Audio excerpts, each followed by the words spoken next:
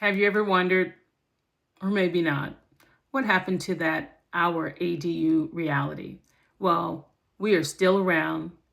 The project is, I'm not going to spoil it, but please know we have been documenting, we have been taking pictures, we have been journaling, and we have a lot to show you and a lot to talk about. So please know it's still around. Bye. Hi, thanks for joining our ADU reality. Today I want to take a few moments to talk about something that most people think about at the end of the project, but we decided to think about it at the beginning of the project.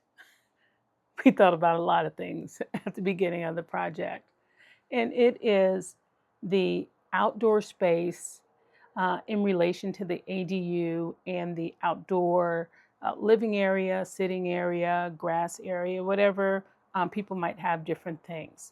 So we thought about this in advance because we wanted to decide in relation to our parcel what vegetation we were okay with. It was going to be demolished, what vegetation we were just really wanted to keep, and what items we were going to repurpose. So in thinking about that in the beginning, we were able to communicate those ideas and those thoughts to our teams. And while everything did we keep everything that we wanted?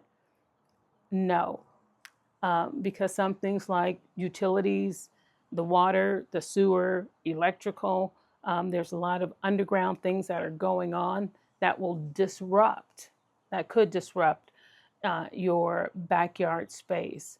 But we wanted to communicate which things were important to us. And if we couldn't keep them, we wanted to know in advance, and we wanted to know were there any alternatives to get to a better solution that made us comfortable. So, in the end, we wanted the backyard space, once it was all put back together, to blend in to the existing backyard, to where people would know, our friends would know, hey, that's new. That's a new house back there. But when you really look at it, it really looks like it is comfortable in the backyard. But that really started with the hardscaping and vegetation and the landscaping. So I'm going to give you a tour of the back. We are just 3 months post, 3 months post occupancy, and I'm trying to think so I can be honest here. The only thing that I replanted, I'm sorry, the only thing that I planted that wasn't originally here was 3 new rose bushes. That was it. So I'll point out to you things that were already there and things that we just really, really had to keep. Well, we really wanted to keep. And a few things that we had to let go of due to the build. Okay, come along with me. So if you were here for previous videos, or you can go back a few videos, water and sewer came from behind that wall there. So what we had to do here was, instead of cutting down, okay, I like roses. Instead of cutting all of these down, I cut all of the rows back.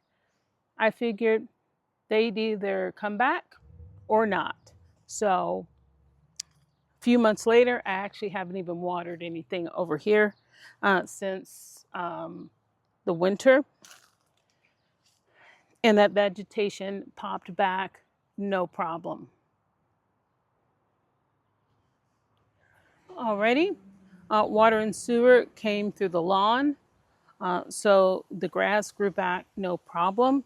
Actually, the sewer um, was is actually underneath this area over here. So I did trim this tree a little bit up here, but other than that, we didn't have to do anything else to this area at all. Over here, we had some bushes that were already dying as it was, so we had those taken out, and we had 3 rose bushes planted. Looks like I got to water that one. And these are taken pretty well.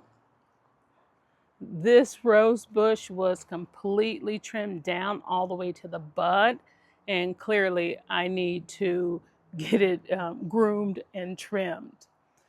Over here, same thing. This rose bush was taken down, not all the way to the bud, but heavily trimmed, and that's coming back no problem.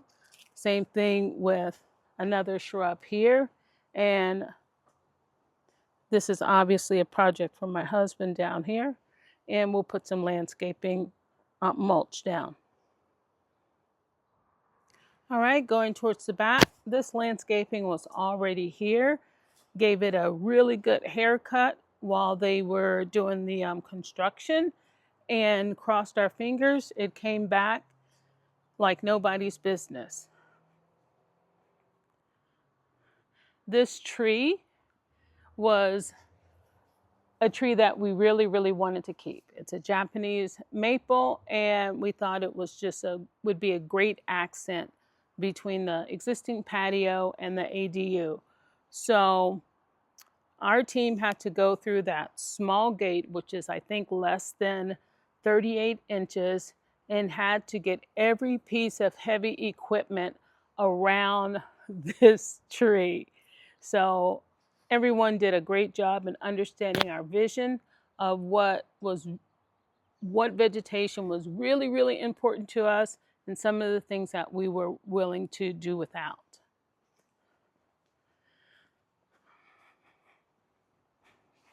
So this sets the scene for the sitting area.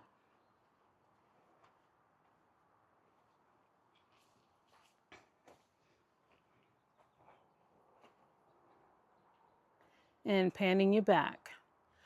Now, as I pan you over to the other outdoor living space for the ADU, there was a lemon tree out here. We really loved it. We've had it since we moved in. When we planted it, it was very fruitful. But the thing was, it attracted a lot of bees. So we were really concerned about the distance of the lemon tree in relation to the side door. So that was one thing that at first we really wanted to keep it. We trimmed it, we topped it, we tried to make it as small as possible. But once the structure was actually put in, we just realized the proximity was just too close to the door. So unfortunately, we had to eliminate the lemon tree. But I'll show you what it looks like. We've always had this myoporum, so back behind where this table is and where that fake rock is for the irrigation, there was a lemon tree there. But again, we have this side door that lets out to this patio on this side. So we were actually able to get in 2 patios, one on each side of the ADU.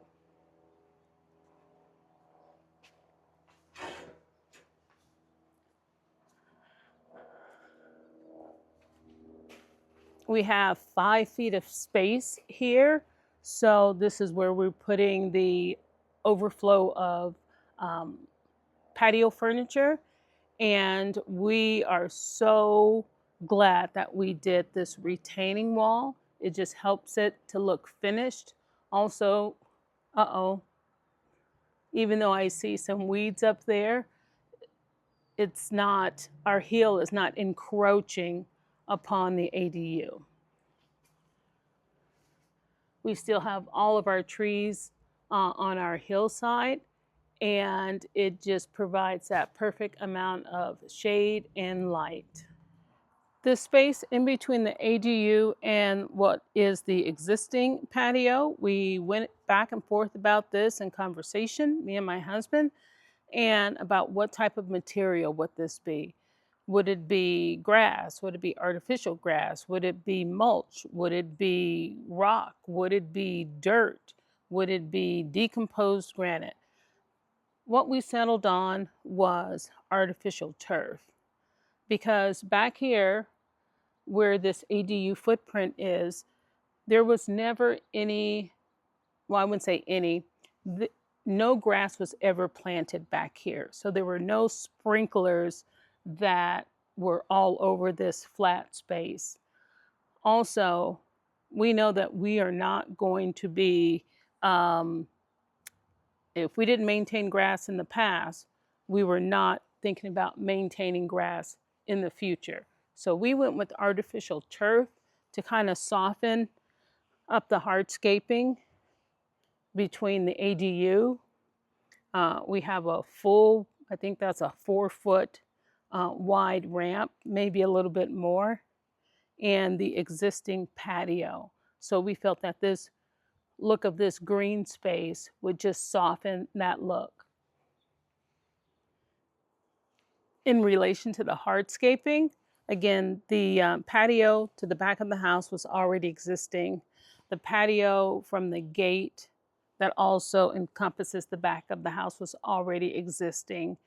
But the 2 patios that we poured that are, there's a patio on each side of the ADU. So that was poured new, but we wanted it to look old. So the color was a little bit lighter. The stamp was the same or as close as possible to the stamp of the existing house. We did want the backyard to look lived in, to look comfortable. We didn't want it to look brand new. Some people might like that, but we decided to keep our old existing.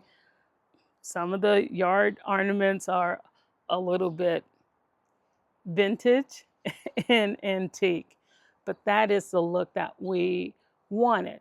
The furniture, we actually had all of the furniture already. We just put some restorer on it, again, for this vintage antique look. We had that outdoor fireplace out there. We decided to keep it. We decided to that we wanted it to look aged, just so it would just blend into the existing space that we already had here. So again, I'll touch on repurpose. What did we repurpose other than the patio furniture, some of the lawn decorations? This whole area where the ADU is sitting was actually gravel and mulch. We actually saved, it was, let me go back. It was gravel and it was rubber mulch. So we actually repurposed it, recycle, reused. So all of that gravel was actually put onto the patio, the existing patio. Then once the things were done, then we actually got that gravel and put it back in 2 primary places. One is back here. This is about 5 feet from the ADU to this wall, maybe 5, maybe 6 feet. And this hole, and this is 55 feet long. So we actually repurposed that gravel to put back here. We knew we weren't planning anything back here. We knew there wasn't anything going on back here. It's not a sitting area, and that we would be putting patio furniture back here and also getting to things that we needed to. If we needed to get to the HVAC unit, If we needed to get to the water heater, which I did because I had to adjust the temperature valve, then we could do that.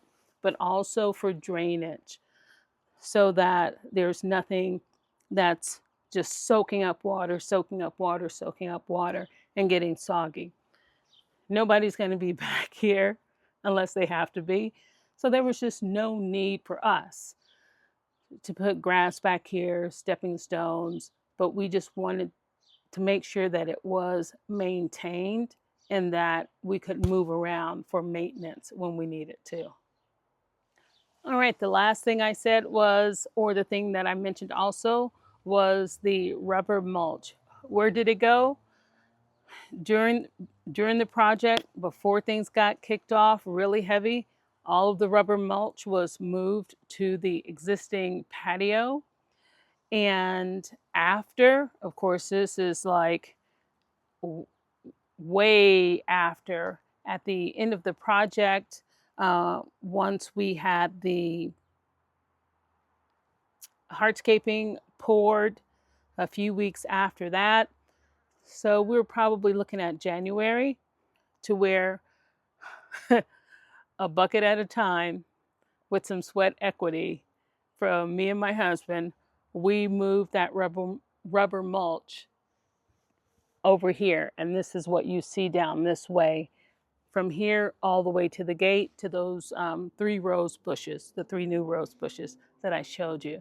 So we reuse that rubber mulch. It's good for like, I think, 20 years, and it ain't cheap either. So that is something, those are 2 things that we repurposed and just saved during the whole duration, 2 years of this project. Another thing that I wanted to share before I let you go is what things did we purchase? I said we purchased the 3 rose bushes. The In addition to the 3 rose bushes, the only thing that we purchased for these outdoor spaces were solar landscaping lights. So I'm a fan of solar lighting. We get enough sunshine. Why not? Don't have to worry about a switch. Don't have to worry about a connection. So I'll show those to you right quick before I let you go. So on both sides in the backyard, all of these lawn lights are solar. Also, believe it or not, the pendants on top of the retaining wall, there's 2 on each side. Those are actually solar also. There's solar lights around this edge of this patio. And again, these 2 pendants on this side, just like the other side, are actually solar. I might have to change the bulb every 5 years, but there's no electrical, don't have to worry about any of that running back here, wires getting cut, water, anything like that. I think the word that I'm looking for is inviting. We wanted the finished product and project to look what we considered inviting to us. Why do I keep standing by this tree? Because this tree gave a lot of heartache to a lot of crews, to the point by the time the hardscaper got here, had pretty big machinery. I'm like, hey, if we got to lose it, okay, we got to lose it. But then my team for the ADU build, they were here at the time. They're like, hey, you better work around that tree. We had to work around that tree. You better save that tree. So we are so happy with our hardscaping crew, our general contractor crew, our hardscaping contractor who did the retaining wall. They did a wonderful job, and we couldn't be happier. As you begin with the end in mind, with hardscaping and how your space really comes together with hardscaping and landscaping, also keep in mind 2 things: budget and timing. When I first had this conversation with my husband, I asked him, what's the budget? He said 0. So I kept asking. So we kept having the conversations of not only what did we want it to look like, what are some of the things that were outside of our scope or outside of our wheelhouse that we just could not do ourselves. So that actually helped to shape the budget. The other thing was timing. We had countless conversations on timing. I wanted things to come to a definite close towards the end of the project. He wanted to wait until summer to start the hardscaping. Conversations back and forth, back and forth. And actually, I actually had some health issues. So, with the health issues that I had, which would lead to my inability to help him with outside projects, we actually accelerated the hardscaping and the landscaping to where it was, I think, occupancy was in January, and all of the vegetation, the replanting, putting the gravel back, putting the mulch back was actually done in January. So that allowed us to do what we had to do for life's bumps and bruises that came along, which we didn't expect, so we could come back to the house and not have all of these side projects to do. So some things really shift your timeline, and that's okay. But it's just really important to have those conversations in relation to what are we keeping, what are we throwing away, what are we buying, budget, and timing. Thanks. Thanks for joining me on our take of our ADU reality in beginning with the end in mind. So your journey might be different. It might be harder, it might be easier, but please know, just keep up the faith and keep on going.